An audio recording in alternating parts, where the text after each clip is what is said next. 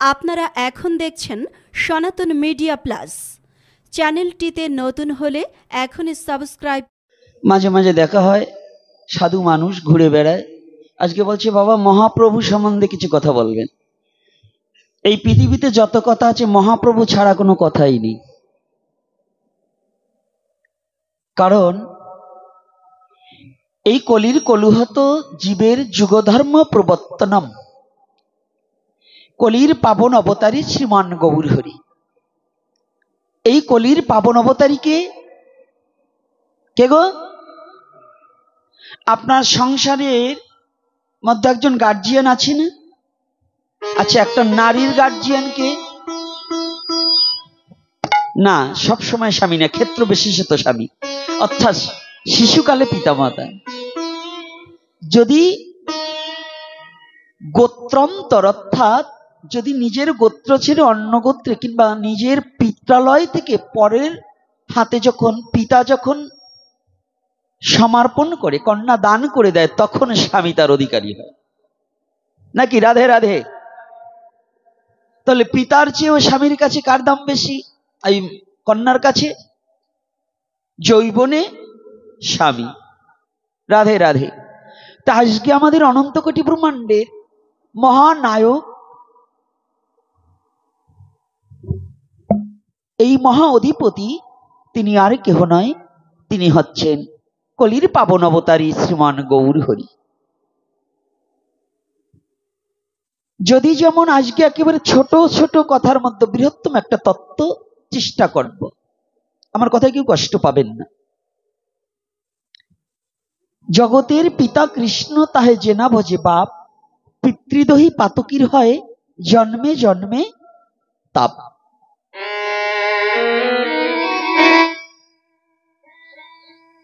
আজকে দেখুন ওখানে দেখছি পদাবলী কীর্তন। এখন আর পদাবলী কীর্তন দেশে নেই, এখন হচ্ছে কবি ঠাটে কীর্তন চলে গেছে। যে যেখান থেকে দুই চারখান মায়াবাদী গান গেয়ে তার উপর ওই অমুকের বাবার তমুকের মার শ্রাদ্ধের কথা বলেই পদাবলী শেষ। পদাবলীটা মূলত হচ্ছে সনাতনী সংস্কৃতি। এই পদচর্চার মধ্য দিয়ে, যে পদের মধ্য দিয়ে ভগবানের চরণ পর্যন্ত যাওয়া যায়। আর এই ভাগবতীয় কথায় কি হয় আগে জানতে হবে। ভাগবতী কেন দিচ্ছি পদাবলী কীর্তনের আগে? আগে কিন্তু পদাবলী ছিল, ভাগবতীয় কথা ছিল নাকি? আপনাদের এই অঞ্চলে শুধু পদাবলী কীর্তন হতো, এখন কিন্তু ভাগবত জুড়ে দেওয়া হয়েছে কয়েক বছর ধরে। এর আগে কিন্তু ভাগবত ছিল না। কারণ কি? এর মূলত কারণটা হচ্ছে কয়েকটা কারণ মিলে।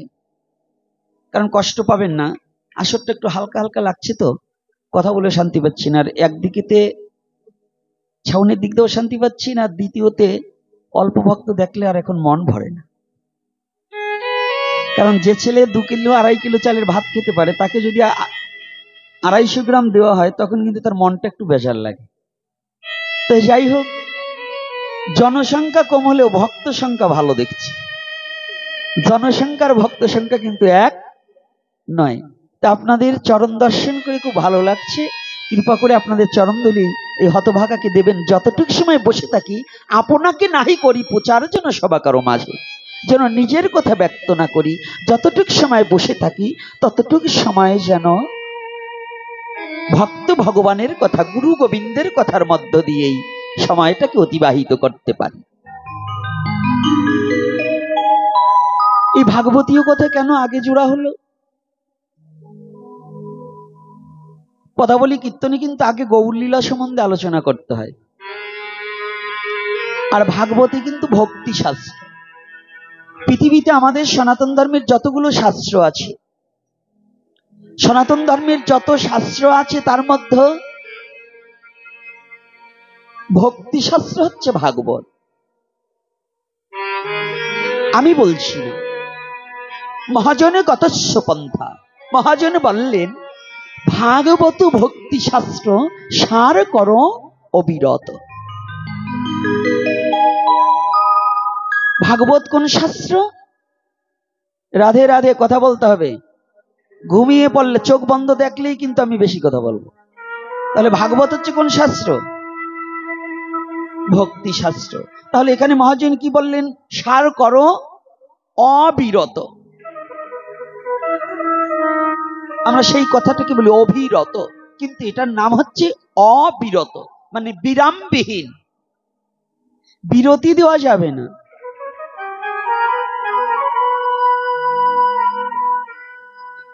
একজন খেলোয়াড় যেমন 1 ঘন্টা খেলা হলে পরে,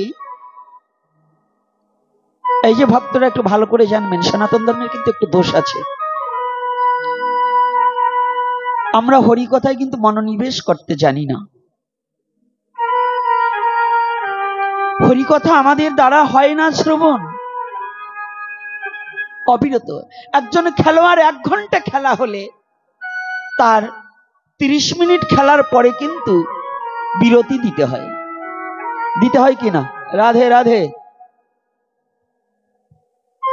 আরে মায়েরা নয় ফুটবল না খেলে, আপনারা খেলছেন না? ফুটবল খেলে এমনি এমনিতেই মাথাটাকে শেষ করে দিয়েছেন, নিজে ইচ্ছে পড়ে গিয়ে একটু চিকন কথা মারলাম। খেলায় স্বর্গ, খেলায় নরক, খেলায় মেলছে গোলক বৃন্দাবন, সে খেলা খেলবি যদি আমার মন। রাধে রাধে। খেলাতেও ভগবানকে পাওয়া যায়, কিন্তু সে খেলাটা জানতে হবে। সেই খেলা গোপীর সনে খেলেছিল রাই বৃন্দাবনে, রাধা কৃষ্ণ এই 2 জনে, রাধাই খেলার মহাজন। এত সহজ নয়। যারি খেলা তারই সাজে, আমরা সবাই মরি লাজে। ফকির আমফদ বলে তা না হলে হয় না সেই গোপীর ভজন, সে খেলা খেলবি যদি আমার মন। দেখুন, সনাতন ধর্ম পরিত্যাগ করে রাধা গোবিন্দকে একজন মুসলমান ভক্ত কত চমৎকার করে তার রূপ বর্ণনা করেছে। তাকে বর্ণনা করলেন কে? ফকির আমফদ সাহেব। এই ফকির আমফদ আলীর বাড়ি কোথায় জানেন? এই ফরিদপুর ডিস্ট্রিক্টের মধ্যে নগরকান্দা থানায় বিনোগদিয়া। এই ফকির আমফদ আলী, ইনি একজন ইসলাম ধর্ম অনুসারী, তথাপিও তিনি একজন মারুপতি লাইনের লোক। তিনি রাধা গোবিন্দকে এমন করে মনে হয় তিনি তিনার গানের মধ্য দিয়ে এমন করে লিখেছে যেন তিনি আমার গোবিন্দের চরণ দর্শন করেছে আর ওই লীলাটাকে লিপিবদ্ধ করেছে। অনেক সনাতনীরা এর কলমের কাছে যাওয়ার মতো যোগ্যতা নেই। সে যেভাবে আমার রাধা গোবিন্দকে রূপ বর্ণনা করেছে, অনেকের যোগ্যতা, আমার তো নেই, অন্তত আমার নেই। ওই ফকির আমফদ আলীর কলমের পাশে কলম দেওয়ার মতো যোগ্যতা আমার নেই। তাহলে যদি 1 ঘন্টা খেলার মধ্যে যদি 30 মিনিট পরে যদি বিরতি দিতে হয়, মহাজন বললেন ভক্তি শাস্ত্রটাকে তুমি বিরতি দিও না। পেয়ে এমন সুযোগ হলে বিয়োগ, শেষে কি আর পাবি দিশে? ওমান, তুমি যদি বিরামবিহীন থাকো, তুমি বিরাম দিও না। বিরাম মানে থেমে যেও না।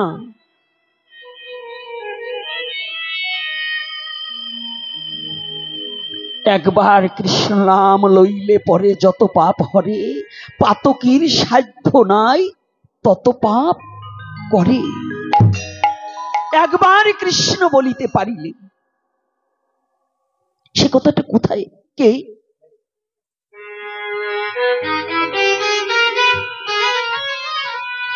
একবার কৃষ্ণ নাম নিলে পরে যত পাপ হরে, পাতকের সাধ্য নেই তত পাপ করে। একবার কে নিয়েছে?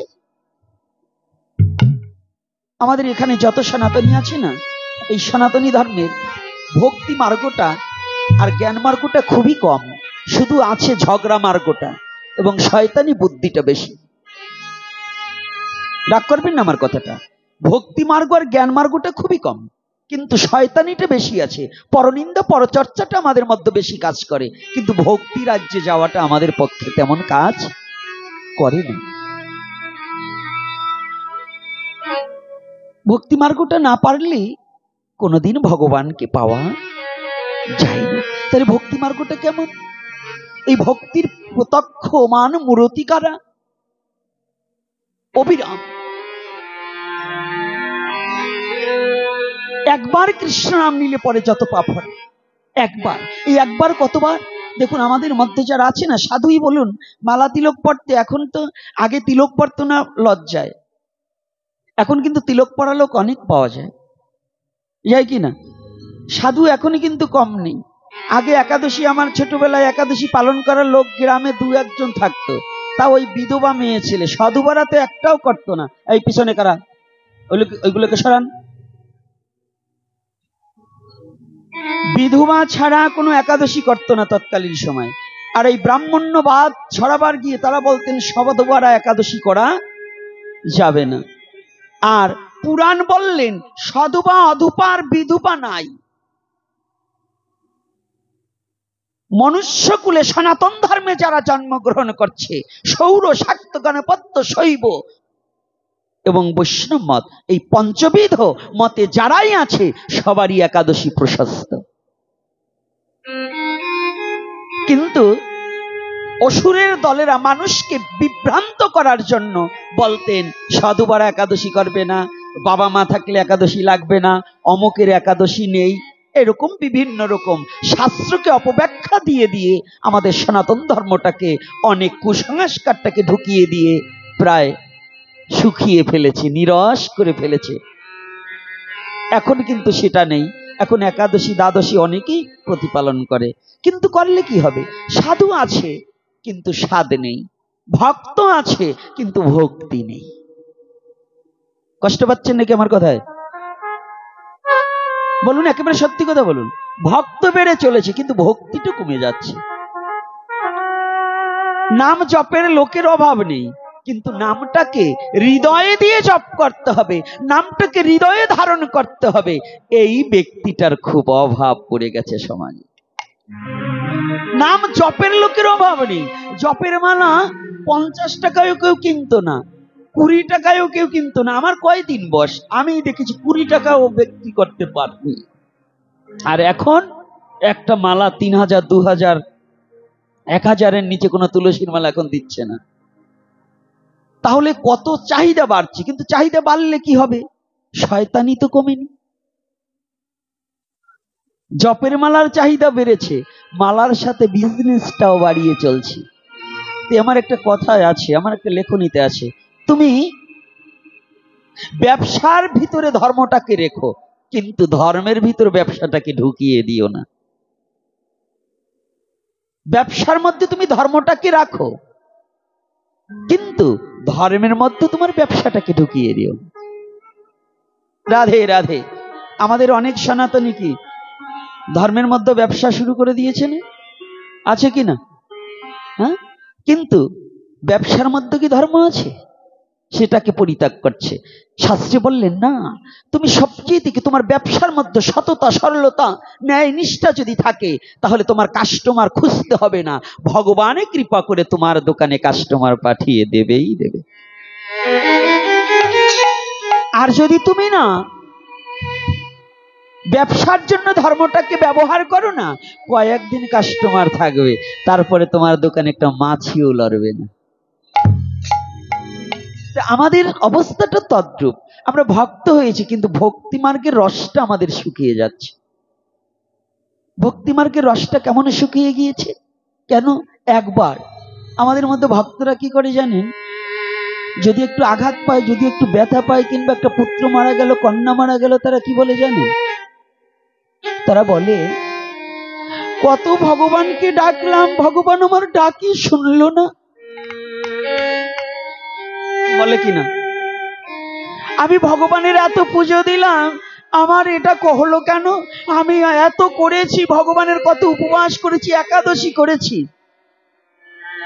একটিবার ভেবে দেখেছেন সত্যিকার অর্থে কি আমি জীবনে ভগবানের কিছু করতে পেরেছি? একজন ব্যক্তি হাত তুলে জাগিয়ে দেখান যে হ্যাঁ, আমি ভগবানের জন্য এটা করেছি, ওটা করেছি।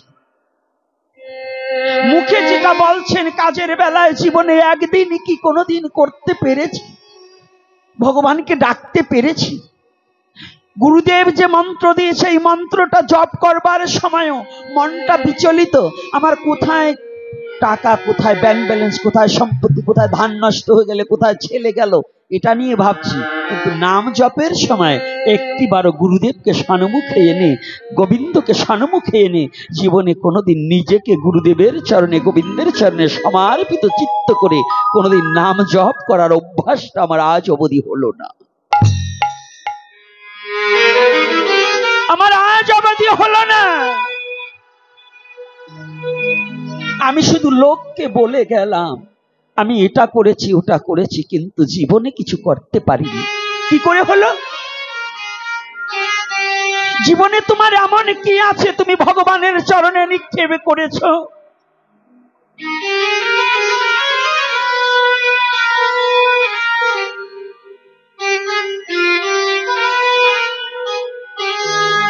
সনাতন গোস্বামীকে মহাপ্রভু একদিন বললেন, সনাতন,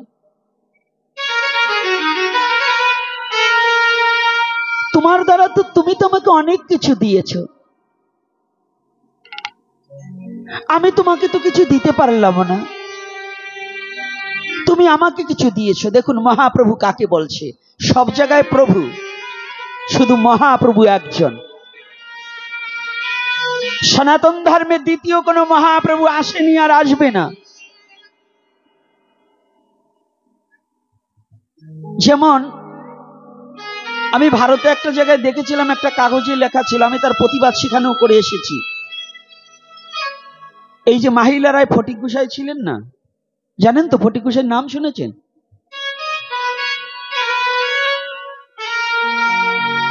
বিশ্ববন্ধু ফটিক গোসাই। এই বিশ্ববন্ধু ফটিক কে জানেন? ফটিক কিন্তু তিনজন। প্রণব মঠের মহারাজকেও কিন্তু ফটিক নাম ছিল, এবং এই যে কেন্দুয়া বাজিতপুরে যে ব্রাহ্মণ পরিবারে যে ফটিক, উনিও ফটিক। আর একজন এই মাহিলারার মধ্যে সুখ গোসাইয়ের গুরু যিনি, তিনিও কিন্তু ফটিক। নাকি? রাধে রাধে। ভালো করে জানতে হবে পরিচয়গুলো। এই ফটিক গোসাইয়ের নামের পিছনে কোন এক ভক্ত লিখেছে শ্রী শ্রী মহাপ্রভু ফটিক গোসাই। কি লিখেছে? শ্রী শ্রী মহাপ্রভু ফটিক গোসাই। জেনে রাখবেন, পঞ্চভৌতিক দেহধারী ব্যক্তির পিছনে মহাপ্রভু লাগানো বৈধতা নয়, এটা সম্পূর্ণ অবৈধ। এটার বিরুদ্ধে আমি ওখানে বসেও কথা বলে আসছিলাম, যেটা ভুল সিদ্ধান্ত। এটা কখনো মহাপ্রভু একজন, তিনি কি সচির নন্দন গৌর হরি, তিনি ভিন্ন কখনো মহাপ্রভু হতে পারে না। একমাত্র সচির নন্দন গৌর হরি, ভিন্ন কখনো মহাপ্রভু হতে পারে না। কিন্তু সনাতন ধর্মে তো যে দাঁড়ায় সেই ভগবান হয়ে যায়। এটার জন্যই হচ্ছে সমস্যা আমাদের। মানে আমাদের যুবক ছেলেরা কোনজন খাঁটি ভগবান এটা খুঁজে পাওয়াই বড় কষ্ট হয়ে গেছে। কয়দিন পরে কেন গোপীনাথ ভগবান বলে দাবি করি বসে, এই যে সেলাসা মুন্ডা যা আছে, এটা করা সম্পূর্ণ অবৈধ।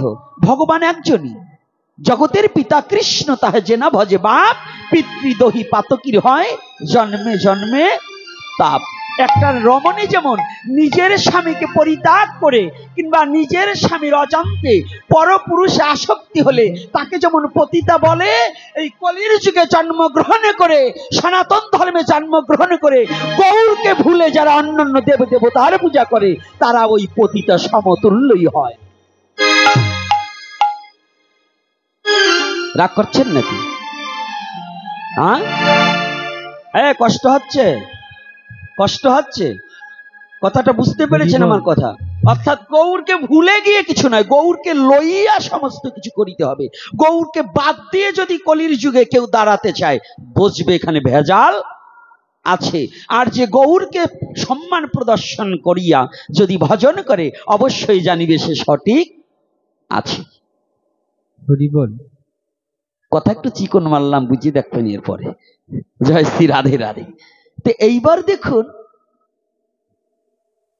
কেউ চেয়ে পায় না আর কেউ দিতে চায়। মহাপ্রভু বলছে, সনাতন তোমাকে আমি কিছু দিতে চাই, তুমি তো অনেক কিছু দিলে। বলছে প্রভু আমি তোমাকে কি দিয়েছি? সনাতনের সনাতন জিজ্ঞাসা, সনাতনের সনাতন জিজ্ঞাসা। সনাতন মানে চিরন্তন, খাঁটি, চিরন্তন, চির নূতন। আবার যদি সনাতন, সোনা মানে ধাতব্য বস্তু, যাহা কোনো কিছু দ্বারা নষ্ট করা যায় না। 100 বছর যদি টয়লেটের মধ্যে পড়ে থাকে ওই সোনার খণ্ড, ওটাকে আপনি ধৌত করে স্বর্ণকারের কাছে নিলে এই ভালো পরিষ্কার সিন্ধুকের স্বর্ণ যে দাম, ওই টয়লেটের মধ্যে পড়েছিল সেই স্বর্ণেরও একই দাম। একই দাম না দুই দাম? একই দাম। তো সনাতন ধর্মে যারা জন্মগ্রহণ করেছে, যদি নিম্ন কুলেও জন্মগ্রহণ করে, যদি সে হরি ভজনে করতে পারে, তাহলে তার জন্ম ধন্য হয়ে যাবে।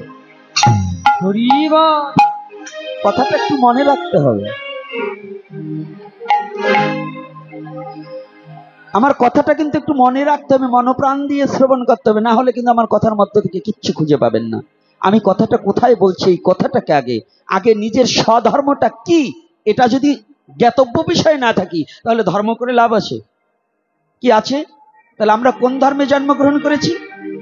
সনাতন ধর্মে। তো সনাতনের মূল তত্ত্বটা কি? চির নূতন, যাহা কোনোদিন পুরাণ হয় না। তাহলে আমি পুরাণ হব না, কি হব না? মরব না, কি হব না? পুরাণ হব না, কি হব না?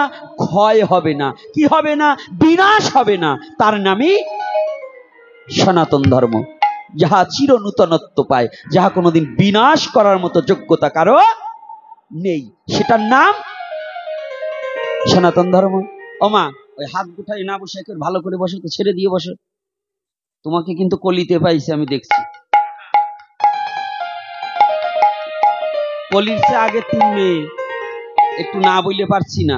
আজকে যেটা ঘুমাবে সাবধান, আরো সামনে বসছো। কলির 3 মেয়ে, মেয়ের নাম কি বলবো? বলবো? 3টে মেয়ে আছে। বড় মায়ের নাম হচ্ছে আহুয়ানি, আর ওই মেজো মেয়ের নাম হচ্ছে জিমানি, বুঝতে পারছেন? আর ছোট মেয়ের নাম হচ্ছে গোমানি। এই যেগুলো হরিকথার মধ্যে এসে ওই হাউমায় আর জিমায় আর ঘুমায়, বুঝবেন এই কলির মেয়েদের সাথে ওদের সাথে সম্বন্ধ আছে। একটু চিকন দিলাম, এই জন্য সাবধান। এইভাবে যদি যদি কেউ ঘুমায়, একটু ধাক্কা টাক্কা মেরো। হ্যাঁ, আবার ধাক্কা মারলেও তো ভেজাল। আবার যদি করাল বদনি যদি সেইতে যায়, ধাক্কাটা মারার পরে যদি আবার এই আসরের ভিতর খেপে ওঠে, তো এবার থামাবে নাকি?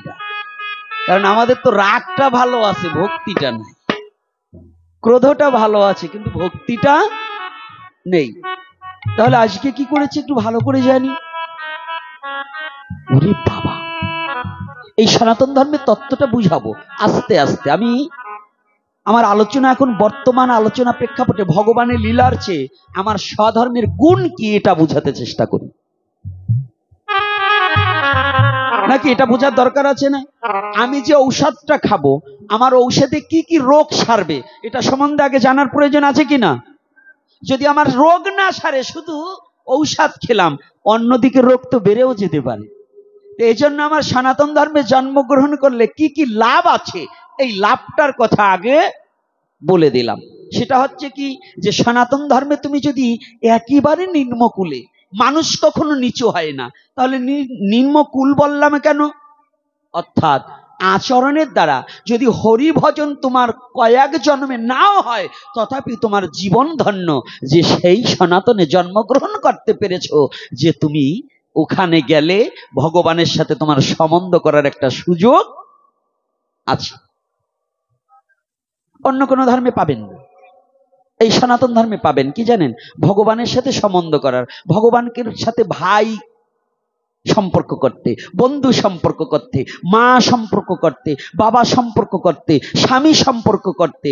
তমেব মাতা চ পিতা তমেব, তমেব বন্ধুচ্চ সখা তমেব। তাহলে যে ধর্মে এমন সূক্ষ্ম যে ভগবানের সাথে কথা বলা যায়, যে ধর্মে ভগবানের সাথে আত্মীয়তা করা যায়, যে ধর্মে ভগবানের সাথে সম্বন্ধ স্থাপন করে ভগবানের চরণ প্রান্তে থাকা যায়, তাহার চেয়ে কি আর কোনো কিছু হতে পারে? এই মনুষ্য জীবনে আর কিছু চাওয়ার থাকতে পারে? মনুষ্য জীবনে আর কিছু পাওয়ার থাকতে পারে? যে আমি সবচেয়ে ধন্য হইতে ধন্যাতীত, যে আমি যে ধর্মে জন্মগ্রহণ করেছি, আমার এই ধর্মে ভগবানের চরণ প্রান্তে থাকার মতো যোগ্যতা আছে যদি কোনো ভক্ত অর্জন করে নিতে পারে।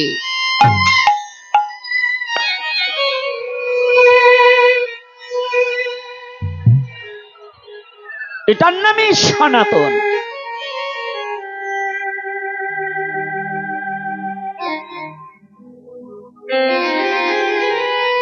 আমি তোমাকে কিছু দিতে পারি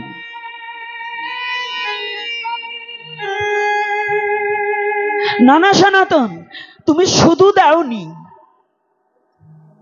তুমি যা দিয়েছ বলো জগতে কয়জন তা দেয়?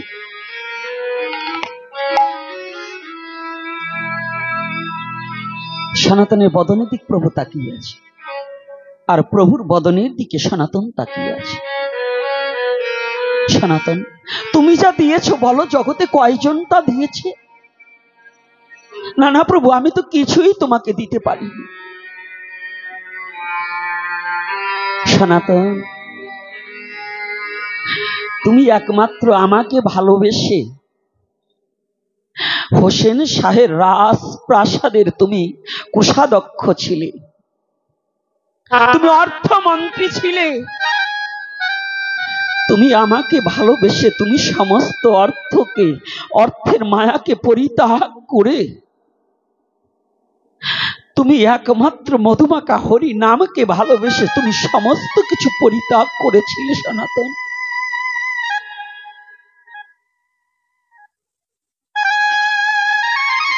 সনাতন, তুমি যা দিয়েছ, তোমাকে আর একটা কথা বলছি, যা জগতে অনেকের ভাগ্যেই ঘটে না দেওয়া। সনাতন,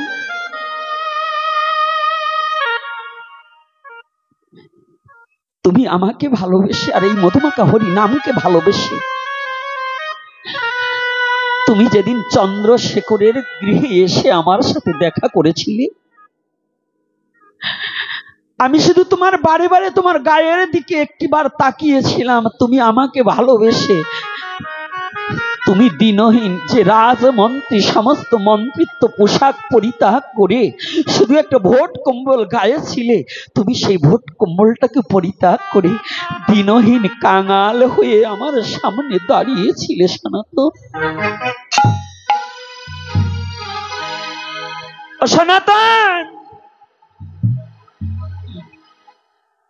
তুমি সেদিন সার বুঝেছিলে জগতের মাঝে কোন ধনী আমাকে পায় না, কোন জ্ঞানী আমাকে পায় না, কোন পণ্ডিত পাণ্ডিত্যের দ্বারা আমাকে পায় না, কোন জমিদার তার ঐশ্বর্য দ্বারা কখনো আমাকে পায় না। জানো সনাতন, এ বিশ্ব জগতের মাঝে যদি কোনো ভক্ত কেবল আমাকে আত্মসমর্পিত চিত্ত করে,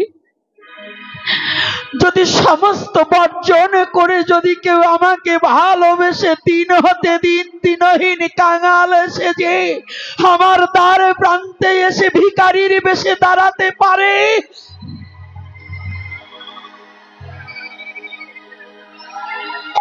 আমি চিরতরে তার হয়ে যাই।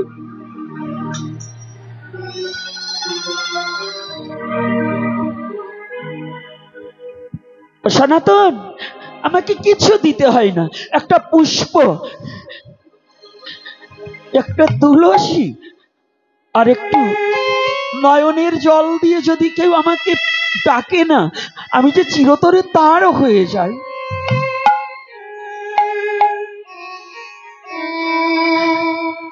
দুটো পুষ্প আর একটা বৃক্ষের তুলসী পত্র আর দুটি নয়নের জল দিয়ে যদি কেউ জীবনে আমাকে ডাকে, আমি তো তার হয়ে যাই। কোনো রাজার হই না, আমি কোনো ধনীর নয়, কোনো জ্ঞানীর নয়, আমি শুধু ভক্তাধীন ভগবান, আমি শুধু ভক্তের অধীন হয়ে যাই। ভক্ত যদি কোনোদিন আমাকে ডাকে, আমি যে ভক্তের কাছে না যেয়ে থাকতে পারি না।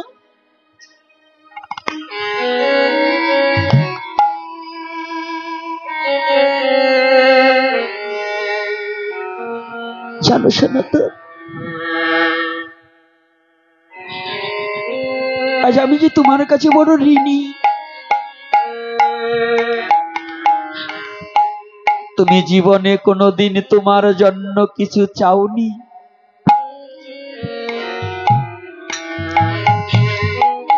তুমি আমাকে ভালোবেসে তোমার সোনার তনুখানা শেষ করে দিয়েছো।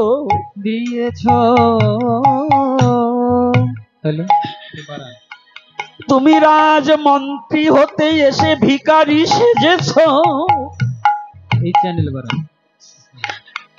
তুমি ভিখারি হয়ে মধুমাখা হরি নামে করিতেছ।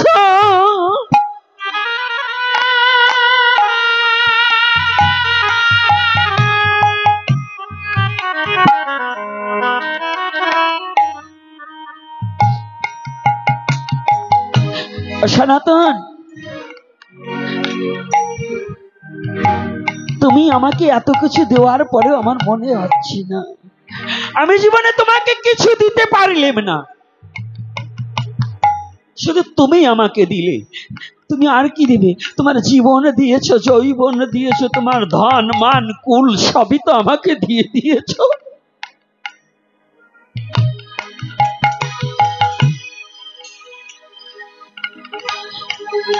তুমি এমন সুপুরুষ, তোমার যৌবন খানা পর্যন্ত দান করে দিয়েছো।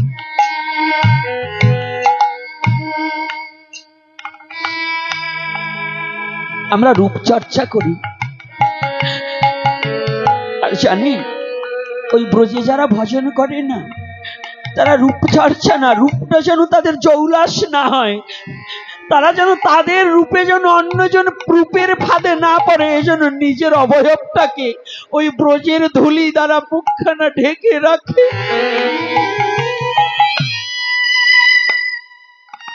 ভজন কাকে বলে জানি? ভগবানকে ভালোবাসাটা কাকে বলে জানি?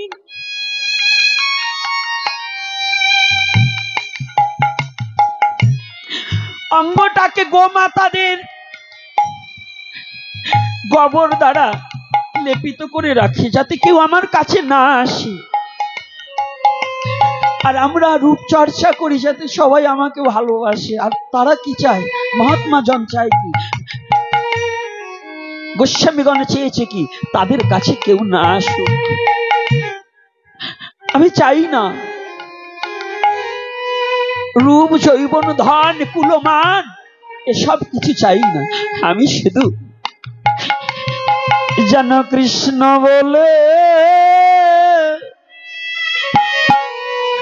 আমি কাঁদিতে পারি, যেন কৃষ্ণ বলে কাঁদিতে পারি, যেন কৃষ্ণ বলি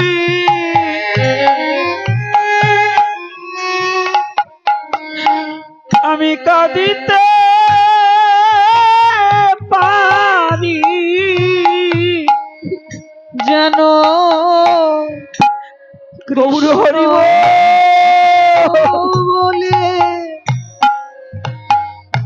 আমি কাঁদিতে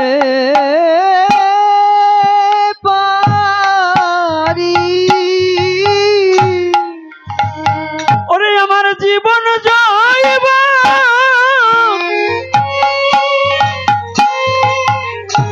ওরে তোমার চরণে দিয়ে, যেন কৃষ্ণ বলে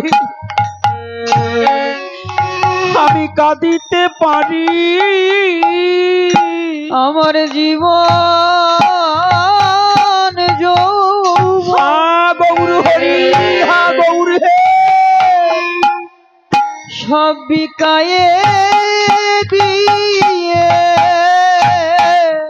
যেন কৃষ্ণ বলি, যেন কৃষ্ণ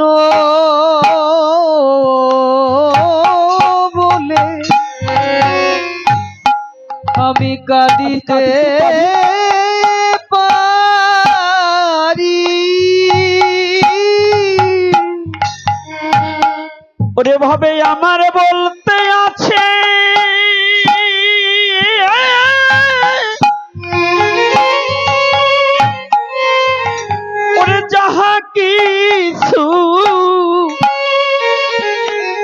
তোমার চরণে দিয়ে আমি কাঁদিতে পারি। আছে আমার বলতে আমার অহংকার, যাহা কিছু যেন তোমার চরণে দিয়ে কাঁদিতে পারি। চরণে দিয়ে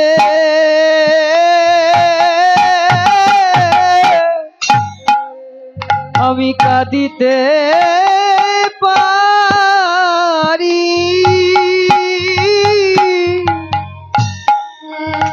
ওগো তুমি একবার কৃপা করো,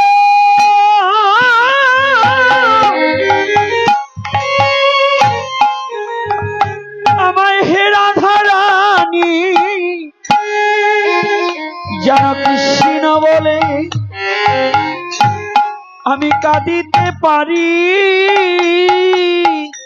আমায় কৃপা করো,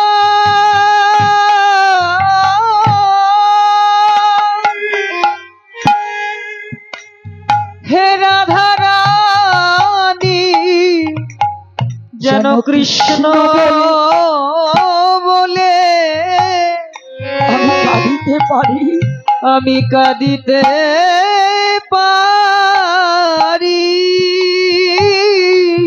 এটা হচ্ছে ভক্তের লক্ষণ। তারা নিজের রূপ যৌবন ধন চান কুলমান কিছু চায় না। তারা একমাত্র মধুমাখা হরি নাম ছাড়া জগতের মাঝে নামের মধ্যে বিকিয়ে যেতে চায়, নিজেকে নামের মাঝে মিশিয়ে দিতে চায়, তারা আর কিছু চায়। আর আমরা আত্ম অহংকার আত্মগৌরবে নিমজ্জিত হয়ে নিজের যশমান প্রতিষ্ঠার লোভে ঘুরে বেড়াই। শুদ্ধ কৃষ্ণ ভক্ত যশমান প্রতিষ্ঠা চায় না। যশমান প্রতিষ্ঠা এসব শুকরের বিষ্ঠা চৈতন্য চরিতামৃতে তাহা করেছে প্রমাণ। যশমান প্রতিষ্ঠার লোভে যারা ঘুরে বেড়ায়, যশমানকে মহাজন কি বললেন? প্রতিষ্ঠার লাগি পুরি পালাইয়া যায়, প্রতিষ্ঠা তব পিছে পিছে ধায়। শুদ্ধ কৃষ্ণ ভক্ত কিছু চায় না, টাকাও চায় না, টাকা তার পিছনে যায়। রাধে রাধে যায় না বাবা, যায় কি না বলুন? একদিনও শুনেছেন কোন শুদ্ধ কৃষ্ণ ভক্ত না খেয়ে মরেছে? রাধে রাধে কি কোন কৃষ্ণ ভক্ত না খেয়ে মরেছে? বলুন তো কষ্ট করে কারা? যারা ভগবানকে ভালোবাসেনি তারা। কষ্ট কয় প্রকার? 3 প্রকার। আধ্যাত্মিক, আদিভৌতিক, আদিদৈবিক। কয় প্রকার? আমি বলছি না, শ্রীমদ্ ভগবদ গীতায় বলছে। দুঃখ কয় প্রকার? 3 প্রকার। আধ্যাত্মিক, আদিভৌতিক ও আদি দৈবিক। যারা শ্রীমদ্ ভগবদ গীতা অধ্যয়ন করেন, গীতায় 3 প্রকারের দুঃখের কথা বর্ণনা করেছে না? শুদ্ধ কৃষ্ণ ভক্ত এই 3 প্রকারের দুঃখ পেতে হয় না। তাদের একটাই দুঃখ হৃদয়ে থাকে, আমি গোবিন্দ ভজন কিছু জানি না, আমি গোবিন্দ ভজনের কিছু করতে পারলেম না।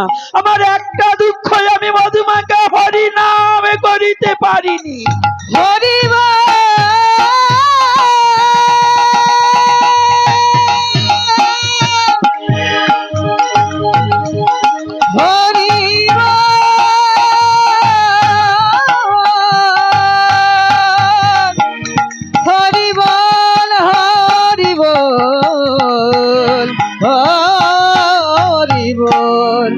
হরে হরে হরি বল।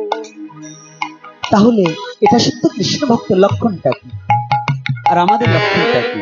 ব্যতিক্রম আছে না? শুদ্ধ ভক্তের আর আমাদের একটু ব্যতিক্রম আছে কিনা বাবা? আছে তো? মহাপ্রভু বলছে, তুমি তো আমাকে অনেক কিছু দিয়েছো। আসুন তো, আপনি বলছেন ভগবান আপনার ডাক শোনে না। ভগবানকে কত ডাকলেন দেখা পাই না। কি ত্যাগ করেছেন? কি ত্যাগ করেছেন? কতটুকু ত্যাগ করতে পেরেছি? ভগবানকে পেতে হলে যন্ত্রণা ভোগ করতে হয়, ভগবানকে পেতে হলে অনেক কণ্টকের নদী পার হতে হয়, ভগবানকে পেতে হলে অনেক দুঃখের সাগর পাড়ি দিয়ে যেতে হয়, ভগবানকে পেতে হলে অনেক কিছু পরিত্যাগ না করলে ভগবানের কাছে যাওয়া যায় না। আপনি এখান থেকে ঢাকা যাবেন, ঢাকা যেতে হলে এখন নয় ব্রিজ করে দিয়েছে, কিন্তু আগে তো ব্রিজ ছিল না, পদ্মা পার হতে হতো না? এখান থেকে ঢাকা যেতে অনেকগুলো নদী পার হতে হয় না, হয় কি না? তো ঢাকা যেতে যদি এতগুলো নদী পার হতে হয়, এটাকে ত্যাগ না করলে কি ঢাকা যাওয়া যাবে? আপনার বাড়িতে বসে কি ঢাকা এখানে আনতে পারবেন? না এটা বাড়ি ত্যাগ করে আপনার যেতে হবে ঢাকায়? কোনটা? হ্যাঁ, কেন আজকাল এই কিছু কিছু শয়তান ময়তান জুটেছে, এরা বলে কি, হ্যাঁ এত সাধু সঙ্গ করে কি হবে, হ্যাঁ ঘুরে ফিরে 12 আর ঘরে বসে 13। হরম যতগুলো ঘর চেনা, ঘর চেনা যে বদমাশ গুলো বলো যে সাধু সঙ্গ করলে কি হবে, ঘরে বসে থাকলে সব হবে, সেই বদমাশ গুলো আমার সামনে আসো। ঘর কাকে বলে চেনা? আগে মন ঘরের খবর জান, ওরে এই ঘরে তোর কে আসে যায়, কে সেই ভগবান রে।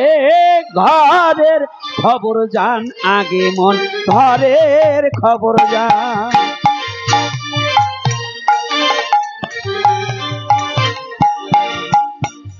এই ঘরে তোর কে আসে যায়, এই ঘরে তোর কে আসে যায়, কে সেই ভগবান রে। ঘরের খবর জানে, আগে ঘরের খবর জান।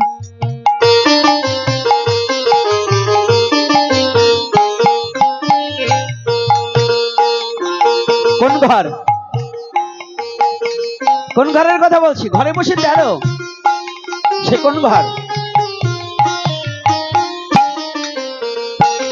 হ্যাঁ,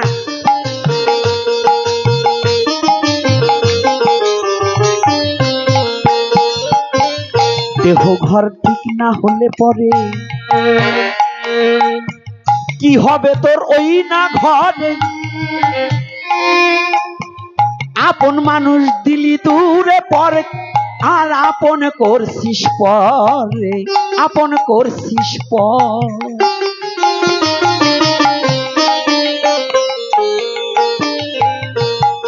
কি এই তত্ত্ব জানতে হলে জানা গুরুর ঘর। ভুলামান মান রে আমার, এই না তত্ত্ব জানতে হলে একবার জানা গুরুর ঘর।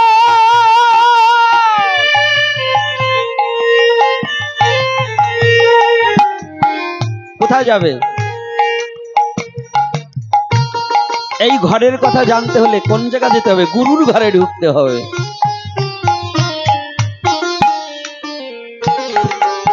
কথাটা কি মিথ্যা না সত্য? এখন যদি বলেন ইট পাথরের ঘরের কথা, ওই ঘরে বসে 13 কাঁচকলা, কি বলছেন? ভ্রমিতে ভ্রমিতে কোন ভাগ্যবান জীব, গুরু কৃষ্ণ প্রসাদে পায় ভক্তিলতা বীজ। ভক্তিলতা, ভক্তিলতা বীজ। এই ভক্তির দ্বারা যদি এই দেহ ঘরে বসে যদি কেহ সাধন করে, সাধন করে ভগবানকে দেখা পাবে এই আপন দেহ ঘরে।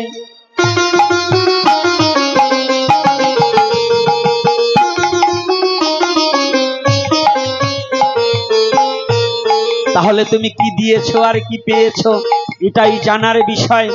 কি দিতে পেরেছো গৌর হরির চরণে? কি দিয়েছি? আপনারা দিয়েছেন তো? আপনারা যদিও কিছু দিয়ে থাকেন, আমি জীবনে কিছু গৌরকে দিতে পারিনি।